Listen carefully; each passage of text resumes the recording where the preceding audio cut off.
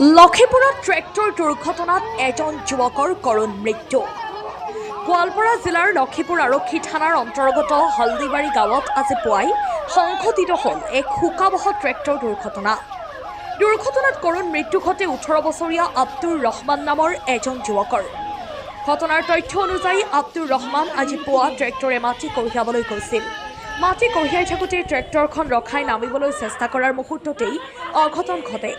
ট্ৰেক্টৰখন হঠাতে সৰকি যুৱকজনৰ ওপৰেদি পাৰ হৈ যায়, যাৰ ফলত তেওঁ গুৰুতৰভাৱে আহত হয়। স্থানীয় ৰাইজে তৎক্ষণাত উদ্ধাৰ কৰি লখিমপুৰ অসামৰিক চিকিৎসালয়ত ভৰ্তি কৰে, কিন্তু চিকিৎসকে তেওঁক মৃত বুলি ঘোষণা কৰে। এই ঘটনাই পৰিয়ালৰ লোকৰ লগতে সমগ্ৰ অঞ্চলতেই গভীৰ শোকৰ ছাপ পেলাইছে। ঘটিছে মানে ট্ৰেক্টৰ চলাতে এক্সিডেন্ট হৈ গৈছে নিজে নিজে নিজে নিজে কি কৰে গৈছিল ট্ৰেক্টৰ মানে মাটি ফলাব গৈছিল। নাম কি? আব্দুল ৰহমান। বয়স কিমান?